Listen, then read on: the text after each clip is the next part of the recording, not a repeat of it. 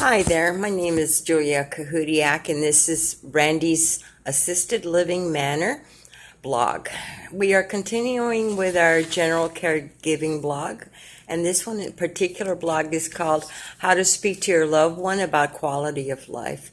So in this particular one, I'm going to be discussing one thing in particular, and this is how we're going to communicate about information and how to collect it when you're speaking to your loved one.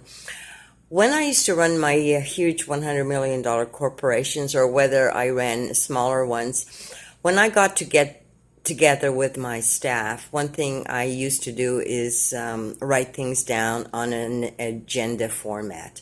And when I did this, I always wanted to come prepared to a meeting. And so this is what you'll be doing to get yourself a little more prepared. Prior to this event that you pick a particular time to meet with your loved one, you may want to start jotting things down on a piece of paper about the things you may want to discuss with them. And give yourself a little bit of time to do this, because there are probably a lot of things you may want to discuss. So start jotting things down, and things of importance that you think that you need to be discussing with them. And one thing that I found easier to do is also, during this time when you're jotting things down, put them in some kind of order that you think is important. So once you do this, you find a good time that you want to relate this information to your loved one, and who you want to have in this particular family meeting with your loved one. Because it's important that the caregivers, the important ones, be in this particular meeting, so everybody knows what the other one is doing. I find that transparency is important, but that is your particular family, so you make the decisions what is important. So once you do this, you start going down through the list, and you're going to be trying to find the viable solutions that is written for this list. And so as you go down this list, you're going to be asking your loved ones questions. And so one of the questions is, you may ask them is, who's in charge of your financial affairs?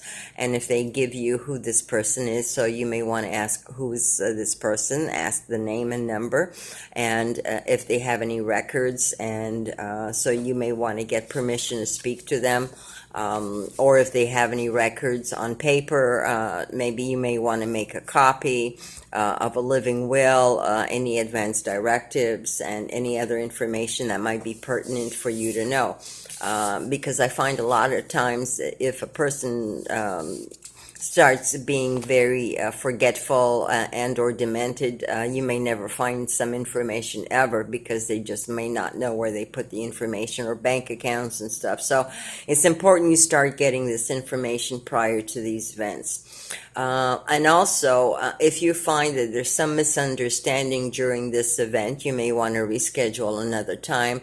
So this event may have to be rescheduled several times, so you make sure you have everything that you jotted down on this agenda, that you have everything down to a T.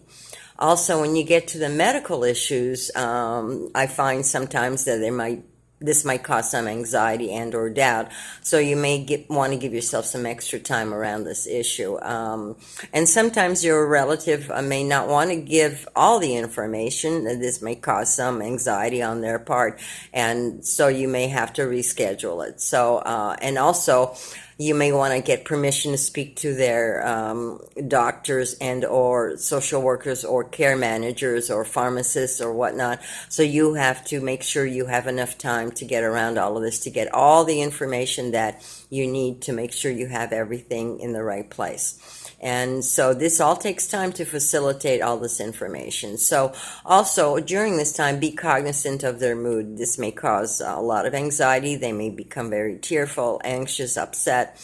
And a lot of times I can tell you a lot of different stories, which I may get into some case studies on my blogs, about things that you just have absolutely no idea what they have done, some harm to themselves, because of their forgetfulness and anxiety states. So you need to make sure that you take your time, your communication is done effectively, and that you will do things to help them through these times, to organize and make sure that if there's any questions, that you try to find all the answers. Do not put things off and not answer them. That's, I think, the worst thing to do for them. I think you have to be very, very, very honest and truthful.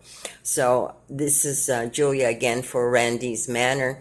You can give us a call at 315-200-0658. Do give us a call if you have any questions. We certainly want to help you out. I know this is a difficult time for a lot of caregivers because it does cause some anxiety and worry. So take care.